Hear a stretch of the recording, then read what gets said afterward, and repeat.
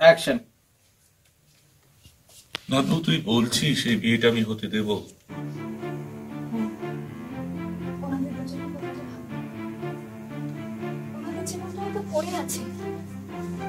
ওনারাও তো নিজেদের মতো করে বাঁচবে, সারাটা জীবন আপনার বাড়ির মেয়েকে নিয়ে বাঁচবে, তাই আমাদের বেঁচে হওয়া দরকার দাদা। কিন্তু নানু, ও তো বিয়েতে রাজি হচ্ছে না। হ্যাঁ দাদা, আমি নিজে ওনাকে রাজি করাবো, যেভাবে হোক আমি ওনাকে রাজি করাবোই। কিন্তু ডিল কারেক্ট, ভেরি গুড, এখানে সুন্দর করেছে।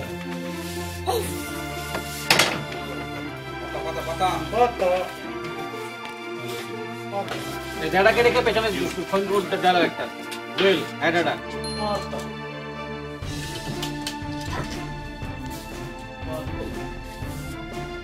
কতটা ডেটা তুমি কখনোই ওর ভুল ধরো না।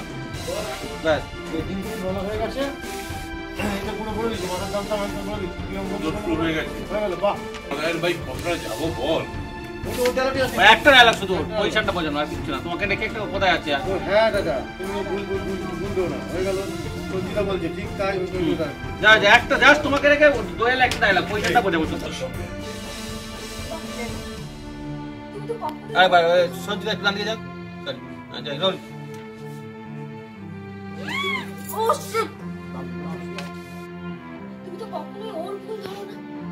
এই মুহূর্তে গল্পে কি চলছে?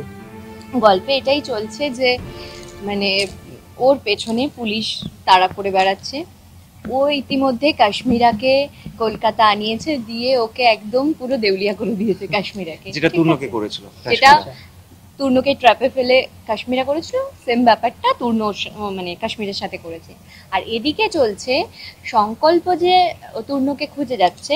এর মধ্যে তার কারণ হচ্ছে কিছুদিন আগেই বোন বলে দিয়েছে, যে জেরাই বলে দিয়েছে সংকল্প বেঁচে আছে, তারপর থেকে তুর্ন বেঁচে আছে, তারপর থেকে সংকল্প একদম। কিন্তু একটা জিনিস ব্যাপার, মানে একটা কথা হচ্ছে যে এর মধ্যে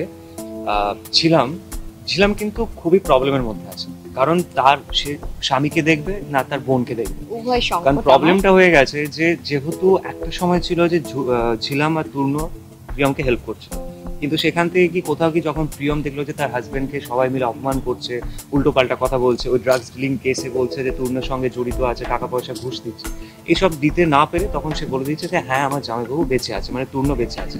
এবার প্রবলেমটা হয়ে গেছে সেখান থেকে তুর্ন এবার প্রচন্ড রেগে গেছে, কারণ এতদিন তো সে প্রিয়মকে হেল্প করছিল, ওর কথা শুনেছে, সবটা করেছে, ও প্রচন্ড রকম ভাবে হেল্প করছে প্রিয়মকে। এবার তুর্ন রাগ হচ্ছে যে আলটিমেটলি তুমি যার জন্য এত কিছু করলে, মায়ের থেকেও বেশি করেছো, সেখানে কি করে তোমার এতটা ক্ষতি করতে পারে।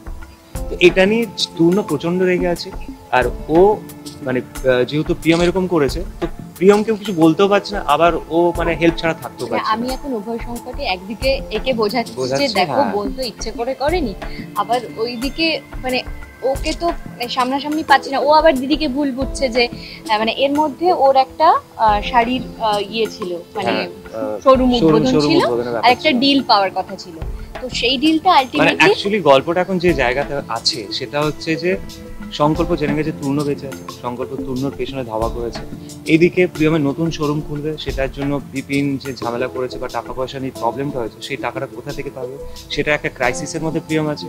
এইদিকে সমস্যা হচ্ছে ঝিলাম যে মিস্টার বাজাজের সঙ্গে টাকা পয়সার ডিলটা করে যে শাড়িগুলো নিয়েছে, সেই শাড়ি কি করে দেবে, কেন দেবে প্রিয়মকে। আর ওদিকে শালঙ্কারা ব্যানার্জি প্রিয়মকে কিছুতেই নতুন শোরুম খুলতে দেবে না। আর ওদিকে আরেকটা গল্পতে আছে যে ঐশানী ব্যানার্জি আর রিক সেনের যে বিয়ে হবে, সেই মাঝখানে একজন নতুন কেউ আসতে চলেছে, সেটা একটা ইন্টারেস্টিং জায়গাতে আমরা এই মুহূর্তে আছি।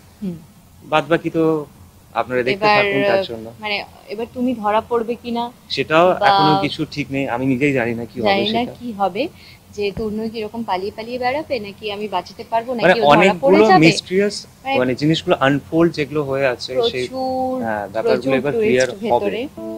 গল্পের অনেক শাখা গল্প বেরিয়ে, শাখা প্রশাখা আছে, সেগুলো আস্তে আস্তে এবার কিভাবে আমি ওকে মানে খুলছে, হ্যাঁ আস্তে আস্তে এখন নতুন একটা চমক আসতে চলেছে। হ্যাঁ মানে প্রেমের সপ্তাহে কি প্রেমটা হতে মানে হবে, রোম্যান্স কিছু কি দেখাবে? এই মুহূর্তে আমার মনে হয় না যে রোম্যান্সটা দেখাতে পারবে, কারণ সেটা আমি জানি না, বুঝতে পারছি না। কারণ হচ্ছে মানে তুর্ন যে জায়গাতে আছে সেখান থেকে কি সম্ভব এটা? কারণ তূর্ণকে তো মোটামুটি মানে কি বলে আমাদের মানে সংকল্প তো ভাবা করেছে, তারা করছে, করেছে। এবার এবার তূর্ণ ঝিলামের হ্যাঁ। কাছে রোমান্সটা একটু চাপের আছে। চাপের আছে, এবার জানি না, জানি মানে না, অ্যাকচুয়ালি আমরা গল্প জানি না, দাদা লিখছেন, উনি জানেন। এবার হয়তো দর্শক মানে পেতেও পারে একটা হ্যাঁ। ব্যাপার, কিন্তু আবার নাও পেতে পারে। মানে এখন কি হবে আমরা সত্যি জানি না। আজ যে পর্যন্ত আমরা করেছি ওটা আপনাদের জানালাম যে অনেক নতুন চমক আসছে, তবে অনেকগুলো গল্পটা- লেয়ার আছে গল্পের অনেক মধ্যে। অনেক এটা মানে- হচ্ছে একটা খুব মানে বড় ব্যাপার। যেরকম নর্মাল সিরিয়ালে থাকে যেরকম একটা গল্প, কিন্তু এই গল্পের ভেতরে অনেকগুলো লেয়ার আছে, একদমই। যেগুলো আস্তে আস্তে সব মিস্ট্রিয়াস ব্যাপারগুলো খুলছে, জটটা খুলছে। এটা কোনো এবং গল্পে কেউ কিন্তু খারাপ নয়, মানে না। সবাই সবাই তার জায়গাতে মানে মানে পরিস্থিতির মানে শিকার বলতে গেলে। কাশ্মীরা ছাড়া এই Actually, হ্যাঁ গল্পটা ওটা তো মোটামুটি বাদ বাকি সবাই পরিস্থিতির শিকার হয়ে আর কি মানে জড়িত হয়ে গেছে, সিচুয়েশনের হ্যাঁ। সঙ্গে সঙ্গে আর কি সবটা মানে মানে জড়িয়ে গেছে। অদ্ভুত একটা টানাপোড়েন, মানে খুব ভালো লাগছে। মানে অ্যাকচুয়ালি সত্যি কথা বলতে আমার ঝিলাম চরিত্রটা করতে এত ভালো লাগছে, তেমনি তোমারও একদমই নিশ্চয়ই। তাই, মানে প্রচুর শেডস আছে, যেমন ঝিলামের আছে সেরকম তূর্ণ। কারণ হ্যাঁ। কিছুদিন আগে আপনারা দেখেছেন যে তূর্ণ মিস্টার সিংজি হিসেবে ওর সাথে গেছিল, ও তার আগে চামেলি করেছে। হ্যাঁ অদ্ভুত একটা, মানে ঝিলাম ছিল একটা শান্ত, শান্ত, সাধারণ খুব মধ্যবিত্ত মানে খুব পরিবারের মেয়ে। ডিসেন্ট, খুব ভীতু একটা মেয়ে, যে বাবাকে প্রচন্ড ভয় পেত। ও কথাও বলতো খুব ভেবে, মানে প্রতিবাদ করতো ওটাও খুব চুপচাপ করতো, যে 10টা কথা বললে একটা। সেই ঝিলাম থেকে তারপরে যখন ও মারা গেল, সেই বৈধব্য একটা অবস্থা, তারপর থেকে বোনের সংসার বাঁচানোর জন্য ঘুরে দাঁড়ানো, তারপর যখন ও ফিরে এলো, ও তো সব সময় Husband-কে ঝিলাম বাঁচানোর বাঁচানোর জন্য ঝিলামের পাশে ছিল। অবশ্যই ও বিভিন্ন ভাবে সাপোর্ট করেছে ঝিলামকে। তো তারপরে চামেলির পরে আবার মানে ধরা পড়ে যাওয়া চামেলি, মানে এখন আমি পুরোপুরি ঝিলাম হয়ে আবার বিভিন্ন লড়াই।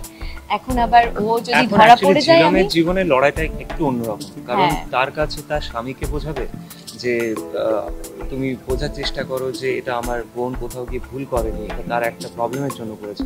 আবার কোথাও গিয়ে তার বোন আবার তার দিদিকে ভুল বুঝছে, যে সে ভাবছে যে আমার দিদি তুই আমাকে আমাকে দেউলিয়া দেউলিয়া করে করে দিলি, ছাড়বে। তুইও শাড়ির তো বাজারে চলে খুবই এলি। ক্রাইসিসের মধ্যে আর কি মানে ঝিলামের জীবনটা এই মুহূর্তে দাঁড়িয়ে। গল্পের কি চমক আসছে দর্শকদের জন্য? ওই যে বললাম গল্পতে একটা বিশাল চমক আসছে, গল্পটাই পুরো চমক, গল্পটাই পুরো চমক। মানে রিভিল করা তো একদমই উচিত নয়, কারণ না। সেটা তোমাদের ভালো লাগবে না, না অনেকটা আমরা বলেছি, বলেই অনেকটা দিয়েছে। হ্যাঁ, বলেছি। আর এই মুহূর্তে তো তোমরা দেখতেই পাচ্ছ যে প্রত্যেকটা সিনে কিন্তু এক একটা টুইস্ট আছে, প্রত্যেকটা এপিসোড এক একটা টুইস্ট আছে। তো এরপর এটাই বলবো, তোমরা দেখো, আশা করি তোমাদের ভালো লাগবে, আর দেখে জানিও কেমন লাগছে। ফিডব্যাক দিও, হ্যাঁ ডেফিনেটলি তোমাদের ফিডব্যাক দিতে হবে, কমেন্টের মাধ্যমে জানাও, প্লিজ জানাও জানাও জীবন কেমন সাথী লাগছে। কেমন লাগছে, আর আমাদের সবার অবশ্যই প্রতিদিন অভিনয় দেখো। কেমন লাগছে। অভিনয় কেমন আর প্লিজ লাগছে। প্লিজ প্রতিদিন দেখুন জীবন সাথী, সোম থেকে শনি, সোম থেকে শনি রাত্রি 9টায়, ঠিক শুধুমাত্র দিবানা জি বাংলায়। HD. Thank you. Thank you so thank much. You.